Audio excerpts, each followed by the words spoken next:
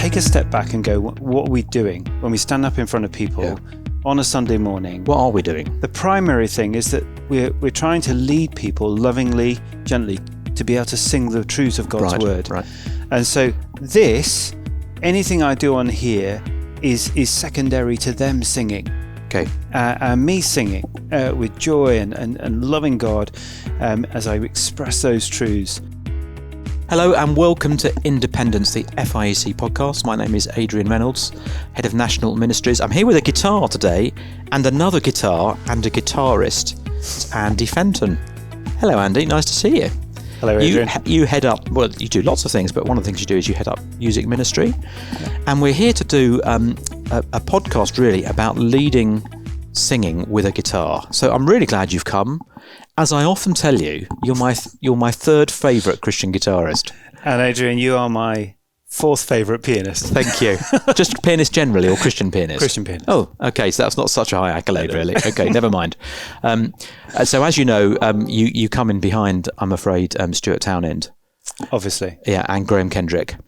I've played Graham Kendrick's guitar. Have you? And he's played my guitar. Okay. Which is one of my claims to fame. You're still third. But he is amazing. No, you, more seriously, Andy, I'm very fond of you, and I'm often at things that you're leading the singing, and you do a great job.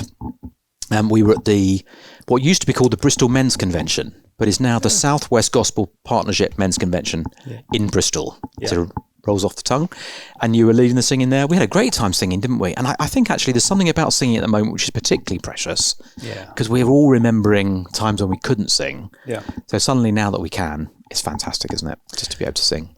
It's one of those things where post-pandemic, we've come back, we all absolutely loathe singing in front of a screen. Most of us mimed. Yeah.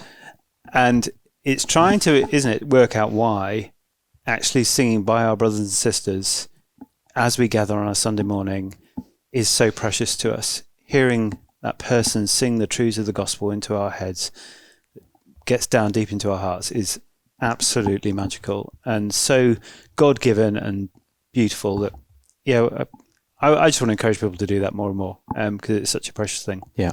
Can I do my Yip Harburg quote at this point, which you like and I like? Yeah. So Yip Harburg was the lyricist for Somewhere Over the Rainbow and all the other songs in Wizard of Oz, and wrote quite a few other famous songs, and said this, I think, about words. He said, but the thing with words, good words, they help you think a thought.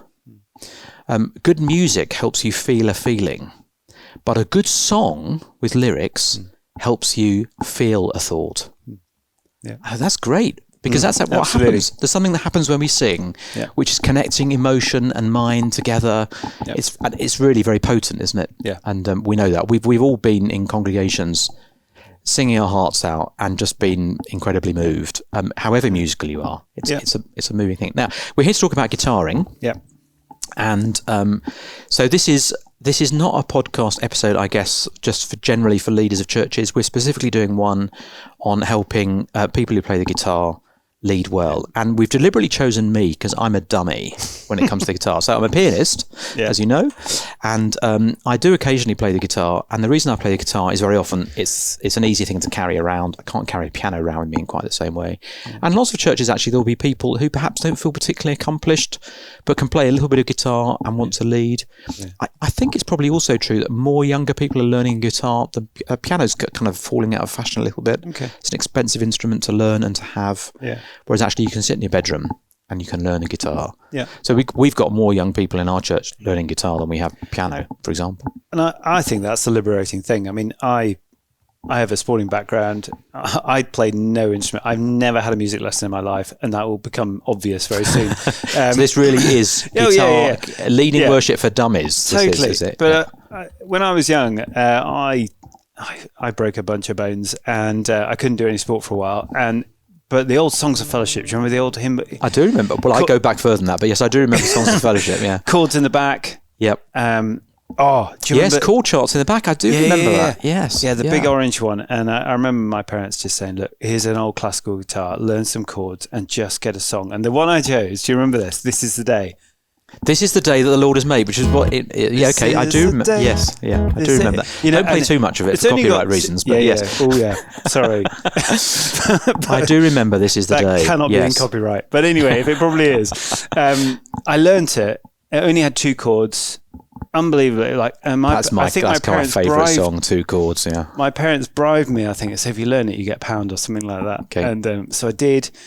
I just happened to pick it up relatively quickly. You get the fingering right and you get the chords right, and it just enabled me to go, gosh, very quickly I could be useful, and by leading others to be able to sing. It didn't take much, and like you say, you can pick up a guitar. In fact, I saw one in my local charity shop. I'll buy it for anyone. It's only £25 in the window. You heard it here. You will buy it for anyone. Okay. But that's you can find an old guitar in a lot of places. So it's worth just saying something about that. I mean, you've got a very nice guitar there, which I'm, jealousy and envy. They're not sins, which is just, but you've got a very nice guitar. It says SDG on it, which must mean it was made for Simon. Oh, bless him. Simon, someone or other. Yeah. So it's a beautiful guitar. I've got a mashup hybrid. Here, which sounds all right. It has a little acoustic setting. It has this, which you love, so it has an overdrive setting as well. But basically, I can only play 4 chords. Yeah, that's all you need. So I grew up with Can It Be True, which was youth praise, a G, an E minor, a C, and a D seventh. Yeah. And to which I've added another 4 chords. That's basically my repertoire. Yeah. And I think I'm not a guitarist. I'm not pretending to be a guitarist, a really good guitarist. I just want to be able to lead people in singing. Yeah. And I think you can do that without being grade 8, can't you? Yeah, I mean, most people who are musically gifted look at me and go, you know nothing, and they are right. Okay. That's why you're only my 3rd favourite guitarist. Yeah, absolutely. But the important thing I do think is really take a step back and go, what are we doing when we stand up in front of people on a Sunday morning? What are we doing? The primary thing is that we're trying to lead people lovingly, gently, to be able to sing the truths of God's word. Right. And so anything I do on here is secondary to them singing. Okay. And me singing with joy and loving God as I express those truths. So you're not essential. Any musician actually. What's essential is that people are singing. It's not essential that we are. I just dropped my capo. Sorry about that. You did just drop your capo. Can we just say something about capos? Yeah. For guitarists, I always feel that I'm cheating when I use a capo. Is that right? No, capos appear a number of times in the Bible. So are they basically God's gift to guitarists? I'm so grateful. Look, if you strip it down, I can probably play about 4 chords, maybe a few extras. I can play in about 3 different keys. So, for example, the obvious one that you just mentioned, G, C, D, you're fit. And so on, and you can add a few minors in there, which your E minor and A minor, and then you're done for that key, G. But the point is, I would often, if something was in C, I go capo 5, and I'm up here then. But I'm still playing the same chords. So we're kind of all over the place, but I don't think that really matters. I've always thought, so here's my lovely capo. Your capo's got branding on it. That's very smart. I've always thought that if I'm playing up here, it's a bit banjo-y. Yeah. I think... Now, obviously, it's easier for me. I struggle with bar chords, which is putting your finger across every string, because I've got little hands. So I find it easier to play in C by basically capoing up. Yeah. Although I'm not on the right fret, I realise that. But I would... So, come People of the Risen King, I would find it easier to play in G up here than I would to play in C down at the bottom. But I've always thought, does that sound a bit like I'm just playing the ukulele or banjo? I think, particularly if you're on your own, you have to consider that this is the only thing that the congregation are hearing. Right. But if you're playing with multiple instruments, you've got to think, what part of that menu am I going to so we're in the sort of the spectrum of sound. Yeah. Are you playing? Like you mentioned a song, which I don't think we can play too much of because of copyright, but if we were to, you think if you've got a pianist, they're playing very much in the middle range of their keyboard. So frequency-wise, they're kind of here. Now, if you were to play down here in C. That's where the piano's That playing. sits exactly where the piano is. Right. And what I'm always trying to do, and if you've got a bassist, as many churches would do, they'd be down here. Now, what I'm trying to do always is get out of that range. So I want to be up here. So, for example, on that song, I would put on capo 5, and you can get all these chords with various things online. And Yep. it's really simple to find. But I'm playing then in G, but that is actually now a C. Yeah. Like you said. But these notes up here, now if you did it all the songs on your own, yeah, it might get a little banjo-like. It depends on the quality of your guitar a bit. But I hear what you're saying. I'm cutting through. I would be very, very happy to come right up here. I would very often play on a capo 7 up there. So I'm now playing in D. And there'd be loads of stuff I could do right up there. Okay. And now, on its own, it's not too bad. Yeah, though people are contributing their own voices as well, which Exactly. fill a spectrum in a certain place. Yeah. I one of the most helpful things I think in terms of piano playing, but generally in music, I heard Bob Coughlin do a little seminar at Word Live one year on accompanying singing, and basically said with all your different instruments, you want to be thinking about where you are in the spectrum. Yeah. And actually on the piano, if you've got people who are playing in that centre part, you want to be playing an octave up. Yeah. Because actually, that's the sort of way to cut through it. Okay, well, we slightly got sidetracked there, but that was quite a fun rabbit hole. Thank you very much. We're accompanying singing, aren't we? And singing is the thing. We've got to keep remembering that. Yeah. Because we're musicians. We love music. Yeah. I love going to gigs. I love hearing the guitar solos and the rest of it. But we have got to remember that we're there to help people sing well. Yeah. That's really what's at the heart of sung worship, isn't it?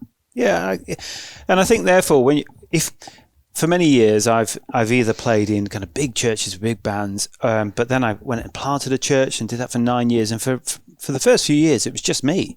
I mean, I literally was like picking up a guitar, playing every song, and then preaching and so on, and that's normal for so many churches. Or you might have been a small group. Meeting. You think it's nice. A lot of people don't sing in small groups, but I think it's quite a nice thing to do. You think, well, actually, there's just some. Bob's got his guitar and his rainbow strap. What are we going to sing? Yeah, and I think it's part of it. You just got to appreciate what you've got. So I was in a church on Monday night. There were a bunch of musicians. There were 20 plus, from a few churches, but we sang really well. It was amazing. But part of that is just like we weren't splayed the whole way across the church building. I got everyone sat really close together. Okay. So so actually where the congregation sits is really important to our sung praise. But what about you? I think I'm trying always to play as little as possible. What do you mean? So if for example, let's play. You're going down my chart now. Let's play an old hymn. One of my favourites, Isaac Watts, "When I Survey." Okay. All I want to do is I want to get people singing. So I want to make my introductions not really short, but pretty short. Okay, what key are you playing this in? I'm playing an F. Okay. So it's close enough. So when I survey the wondrous cross and all that, but I just want to play a couple of chords to come in. So this is the thing I find is hardest, right? Yeah. So when I'm playing the piano, I know how to start a song well. Yeah. Okay, I've got lots of tips. I could do 2 podcasts on that, no problem. I'm not a confident guitarist. No. So when you said to me we're playing in F, I've put a capo 3 on, and I'm gonna play in D because I'm pretty comfortable there. Yeah. And I'm thinking to myself, I don't want to be playing on my own for a long time. No, because I'm probably going to make a mistake. Yeah. But I do want to give people a good lead in. Yeah. And actually, that's the thing. Once we're going, it's okay, because if I make a mistake, that's not so bad. But how do I give people a good lead in using a guitar that is not over the top but is helpful? What do people need? I think there's a couple of things. Don't make it too short, because too short, some people in the congregation haven't even stood up. Okay. But to make it too long, when I survey, it's probably not quite. No, but don't make it too long, because there's not much interesting stuff going on when you're playing guitar. Certainly not when I'm playing guitar, I can tell you that. That's okay. That's absolutely okay. But what I'm trying to do always when I'm introducing a song is, one, give a clear lead in, Yeah. Now that's harder because when you're playing a piano, you can do all sorts of frilly bang things. the note. Yeah. Yeah. And you go, everyone's ready. Yeah. Yes, they are. And off they go. On a guitar, that's much harder. But I do think you've got the whole of your body to make it clear. Okay. Yeah. So I'm often I'm leading with a microphone. I will take a good step forward at the time. Yeah. I'll give a big nod, eyebrows up, make it really clear. We're going to sing now. Off you go. And that's okay, because what I'm always thinking about is I'm thinking of the guy at the back who really struggles, not musical at all. And I want him to know when to open his mouth. Okay. Whether he sounds like a foghorn or he sounds like an opera singer, it really doesn't matter. I want him to be confident to be able to open his mouth to sing the praises of God for all he's done in Christ. So clarity, and there's a whole myriad of ways of doing that. Guitar, you're limited, I think, a little bit musically, but you've got the whole of your body. Okay. So give it a bit of a nod, give it a bit of a, we're coming in now, for the sake of the person who won't naturally anticipate when to open their mouth. Right, okay, yeah. I say that because, like in any presentation of anything, confidence wanes so quickly if you don't know where you're going. And therefore, the starting point's really helpful, but also the tempo as you go through. And that's where the strength of the guitar, I think, it really lies in congregational singing. So you're not there to give all the colour like a piano can, that dynamic range you've got in the whole kind of register. You're not there to give, the big lifts like a backline of drums and bass might be able to do. But you are there to give solid, confident tempo. Okay, it's quite, because the guitar is quite a percussive instrument. Oh, it's massively, isn't it? That it is in that sense. You're not just strumming. You are making strings vibrate. Yeah, and you're doing it in a certain rhythm, and therefore you are giving both key and tempo, aren't you? Yeah, I mean, like if you were, let's think about lovely old hymn, I will sing the wonder story. Yeah, okay. I will sing the one wondrous story. We all, old hymn like approximately something like that. And again, I'm playing it nice and high on my capo because I want to be able to cut through. So I'm playing it in C, but that's actually now in F. I will sing. So I've done that. But once you've got the congregation singing, I did this on Monday night in Wales, and the noise was just cacophonous. Off they went. They're not going to hear what you're playing. And you just got to have the humility as a guitarist go, as soon as the congregation's singing, it really doesn't matter what you do with your left hand. Okay. Because they're just going to be overwhelmed. That the noise that your fancy little chord that you've spent a long time rehearsing with a little extra ninth in it. Yeah. Actually, once the congregation is singing, it's neither here nor there. Well, if you make a real doozy, it's going to come through on the mix, and you've got to be careful that you're not a distraction. Yeah. But at the same time, just have the humility to recognise what you're doing with your left hand. Actually, as long as you get roughly the right chord, guitars are available, we should say, for left-handed players. But yes, a really, really brilliant guitarist once said to me, "Look, Andy, you're worrying so much." Was he in my top two? Yeah, he's definitely well above me. And he just said, "Look, just try." And we were doing I can't think of a modern song that we can't get out copyright. Let's keep it there. But basically, if you forget some chords, it's okay, because if you get a congregation sing, I will sing the wondrous story. I mean, that's sort of your standard sort of response. You can just damp everything and you can get away with that. Yeah, because actually you're just keeping rhythm. Yeah, you're keeping time. Okay.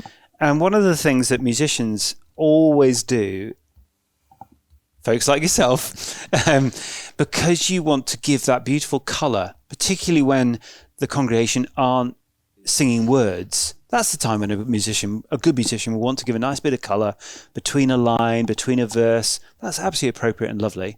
But when you do that, when you express yourselves musically, so often musicians drop in timing. Right, okay. And so you can get to the end of a verse and you drop 5 beats per minute. Now, if you've got a 5-verse hymn, You've basically become a dirge for every hymn by the end of it. By the interesting. end. So let me just play that back to understand that. So you're saying that once you move away from just that very simple accompaniment, and you're trying to do fancier things, musicians will tend to slow down. Yeah, I mean, not always. Yeah. But it is a kind of a common habit that I see, and it's not, So it kind of doesn't work at a number of levels. It doesn't work because actually you're not helping people sing, but it doesn't help because actually you're slowing people singing when they do sing. Yeah, and you know that tempo creates. You're trying to reflect musically what the words are saying, and if you're trying to, let's say we're in a hymn which is praising God and great joy, if you're trying to then put a kind of a musical expression to it, but in so doing you've slowed it down. Joy can become slightly muted if it becomes so slow and laboured. So I Will Sing Wonder Story is a good example. It's a 3/4 hymn. Yeah. It doesn't want to rattle along, but equally it doesn't want to drag. Yes. It's got some great highs, it's got some strong lows, and in terms of where it is in the frequency, and actually you want to be moving along with that, don't you? And it's tempo wise. I always say, look, pick the hardest part of the song to sing. Okay. Which is what was it? Yes, I'll sing the you've demonstrated they're playing the wrong chord, which I'm very grateful for. Of the Christ who died for me, sing it with. So that's the bit that's kind of saints in da da da da da. That bit is the hardest part of the song. That's when you're in chick-quavers. Yep. So you've got to. I always say, like, analyze the song, look at it, and go, right. That's the hardest bit to sing. Da da da da da da da da da. Sorry. So find that bit and work out the tempo from that bit. And would you do that as you're standing before the song starts? Would you do that kind of in your head? Oh yeah. And I used an illustration. I can't play it because of copyright reasons. But the one that everyone goes wrong on is it's an old one, but it's Strength Will Rise. Okay. Can't sing it because of copyright. But if you think about that, everyone walks up to the microphone, plugs in the guitar, and go, let's think about the first line. Get excited. And then the congregation get to the syncopated middle section, and they're going, we can't sing this because it's so fast. Even with my overdrive. And all the congregation is breathless. Okay, come there. got it. So when you get to the chorus, You Are the Everlasting God bit, everyone's just like on the floor, just like, we haven't got through. And also musically, you can't fit everything in. So think of the hardest bit tempo-wise. That's really helpful. And lock in on that as you work out your introduction. Can you take me back to my introduction? Because we didn't. I don't think we've really nailed this yet. Yeah. I'm still just as nervous as I was at the beginning about introductions. Yeah. So I Will Sing the Wonder Story. Yeah. Okay, we're in F here. Yeah. So just play me an introduction. Okay. So I'll be there and I'll be thinking da da da da da da da da da da da. And I'll be doing this in my head, da, ba, ba, da, da, da, da, and I'll be getting the tempo from it. I will sing. So you've basically given me 3 or 4 bars. Yep. Not a lot more. No more. You've done slightly fancier chords than I would be able to do. Yep, fine. So what key were you playing there? I was playing an E because I was struggling, sitting down, singing up in F. So I'm not sure I really want to embarrass myself by actually playing the introduction here, but let me have a go. Yeah, go for it. So I'm also thinking at this point about my limitations. Yeah, totally. So I'm thinking, what are the various chords that I could play that I'm comfortable with, that I'm not, going to mess up. I've got by the way, I've got my B minor cheat there, which I play beautiful. A D6, which is close to a B minor. Sounds all right. So that saves me barring the chord. So da da da da da da da da da da da da da. I will sing. So it's quite simple, but I've given the tempo there. Yeah. And they're chords I'm confident in, so I probably, I didn't do them very well, but well enough, I guess. Okay. And again, it's stripping it right down. We are there to lead our church family, our brothers and sisters in Christ, to sing God's praises. We're not there to perform. So if you are a top-end guitarist, there'll be 1,000 things that you could do where all eyes will be on you. Yeah. And you're probably thinking right now, there are 1,000 things that I can do that Adrian can't, which is, I'm totally willing to accept that. But likewise on the piano, you've got in your repertoire, You can get it all out. Yeah. But the problem then is all eyes are on you, and actually you fail miserably if that's the end result of what you playing on a Sunday morning.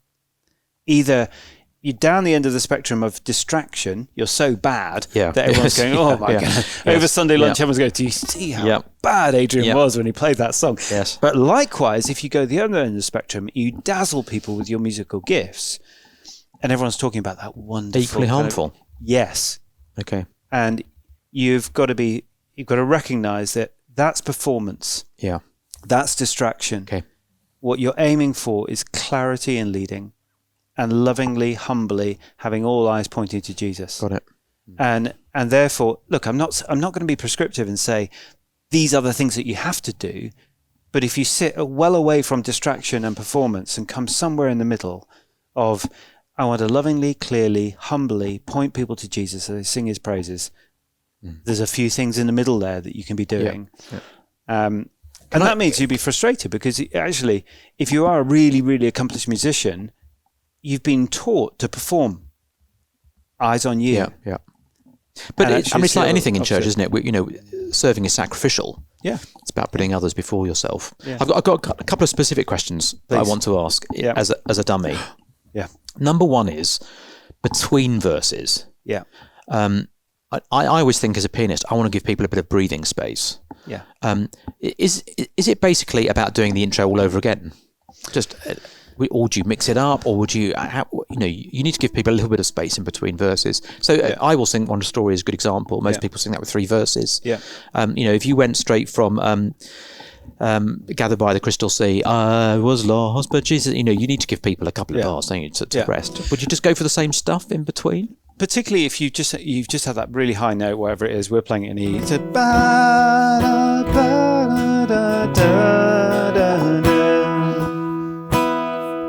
you could go to the 4th and then to the 5th of the like that. Okay. And into there. You could go straight in, but I agree. You do want someone to breathe a little bit. I think there's also a place for thinking a bit. You've just sung. Yes, you sung some quite extraordinary things, and you probably wonder what the Crystal Sea is. Yeah. So you need a moment to pause and just think about the Crystal Sea. Okay. Great answer. These are quick fires. Yeah, go for it. Number 2, it strikes me that strumming technique, what's happening in your right hand, is as important as what's happening in your left hand. I would say it's more important. So I've heard people play, really accomplished people who are doing amazing things, shaping chords and all sorts, and are just not really doing anything with their right hand, occasionally strumming a chord. And that's not really helping me, I don't think, in giving me a lead. That's the sense I get. Is that right? I think a lot of people focus, because chords are hard, and you do want to think about what you chords, I can basically play in G, D, C. I never play in A, never play in a lot of other keys. I just use my capo. Okay. Because I've got a good repertoire. I play in E a bit, and that'd be fine. But the right hand, so for me, obviously if I'm right-handed, I want to keep, timing is everything for me. So I want to keep everyone going. Yeah. I think a lot of people play like this a bit too much. Yeah, okay. That's probably me. Yeah. One person who's brilliant guitarist just said it's like playing squash. If you imagine tennis playing is always shoulder. Yeah, okay. Badminton's all your wrist. You don't want to be playing like that, because in the rotation of your wrist, you are not having the strength that you need to consistently hit your strings the whole way through. Okay. So it is a kind of squash, which is kind of hybrid between tennis and badminton. Okay. So it's a bit of everything, but the rotation must come from your elbow. Who knew? Help for guitarists and sports players today. Yes, on Independence. So keep it a bit tight, but play the whole way through.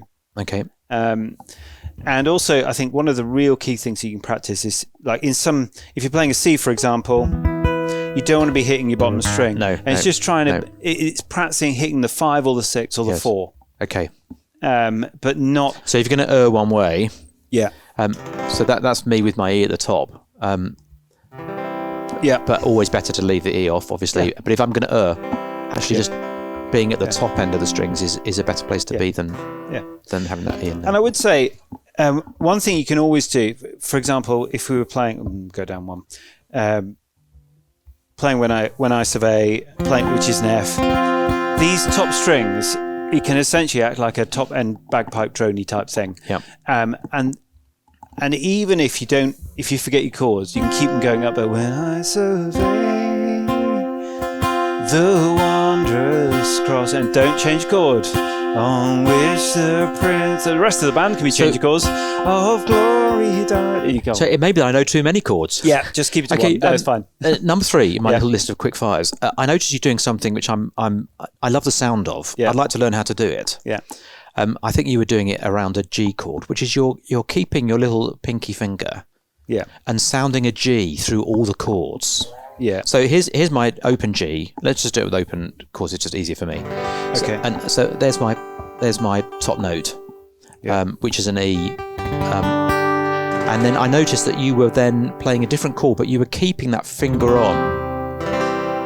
Now I would normally just play the chord. Yeah. So that just creates a slightly different sound, doesn't it?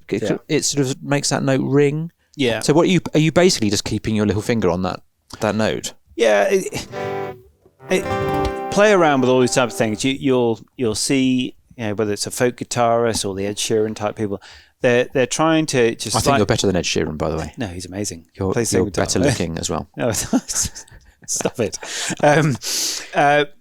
Just trying to invert chords slightly, hammer on, hammer off. So there's lots of. What do you mean by hammer on, hammer off? All that kind of stuff. Okay. People like Foy Vance, Ed Sheeran do all that kind of stuff, and it's just some nice little inversions of chords, which you will do on the piano all the time. And particularly if you're on your own on a guitar, it's sometimes nicer to do it. Okay. So we're in the nice to haves now rather than essentials. Yeah, absolutely. Right? Yeah, okay. And like we were saying, keeping these notes up here, it's just that consistent kind of. If you had a keyboard, you might have a bottom note which stays there the whole time. It's kind of what. What I'm trying to do, if I'm in a band situation, which we haven't talked about much, I'm trying to give kind of a level of consistency and confidence to the band on the stage or the front of church, such that they can do much less, as little as possible. Okay. But I'm the solid foundation of both rhythm, and I've got that kind of, whether it's that's not in tune, but the drone that consistently rings throughout the whole song. Right. Okay. And it just takes a little bit of practice, some open chords, kind of you can Google and you can find out on YouTube. There's a whole bunch YouTube is great, isn't it, for learning stuff? My daughter basically learnt the bass guitar on YouTube. Yeah. And it is just fantastic, isn't it? And loads of people, it's so simple. And little small things. If you get a decent capo and you learn key of G with kind of 4 or 5 chords in there, D, E, and probably C as well. If you learn, which is probably only about 15 chords. Yes, with a decent capo, you can play at the front of church. So I feel really encouraged by this, actually. Genuinely, I feel very encouraged by this because I think I've always been a reluctant guitarist and pretty cautious and just very aware of my own limitations. So we're almost done. Yeah. So just give me an introduction, first few lines of When I Survey. I want to hear that as we kind of finish up. I'll do it again with a different capo. And what key are you in there? So I'm going to playing in F. Okay, yep. Okay, so that's capo 4, playing in C. So it'll be a standard C. I'm adding a little top G there. Sorry, a top. What would that be? Yeah, but it would be a G if you were down there. That's but a C. yes, So yes, C. yeah. Top C. When I survey the wondrous. So while I'm walking up to the mic, plugged in, I'm singing it to myself in my head. Okay. Because I want the tempo to be set, not with just looking at the music. I want to be able to sing it and like know what it's going to. Because I'm like that. I can't look at music. So I have to know in my head. So.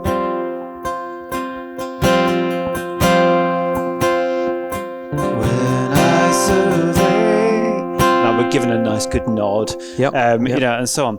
Really simple.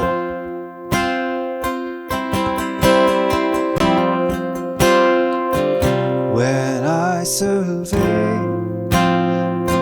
the wondrous cross on which the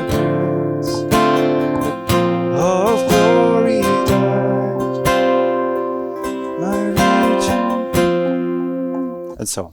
Great. Isaac Watts will be delighted. Oh, Andy, thank you so much. it's a privilege. It's just a joy to spend time with you, actually, and just think about, to put singing in its right place, first of all, but just think about actually how the guitar can be a really great instrument. I was reminded the other day that when Tony Blair moved into number 10 Downing Street, he was seen carrying a guitar case, which is why Private Eye called him the Vicar of St Albion, because they said it was just like every other evangelical curate, he has a guitar. They had a very dismissive idea, I guess, of guitars. But it's a very versatile instrument, isn't it? And it can serve really well in church life. And be really useful. And you can have a bit of overdrive. Oh yeah. Sorry, I had to get that in at the end. I had to get that in. It's great for kids' songs. Andy, we're done for time. Thank you so much for joining us. This has been Independence FIEC podcast. If you've enjoyed listening, please do rate us and come back and visit again. Thanks very much. Pleasure. Thank you.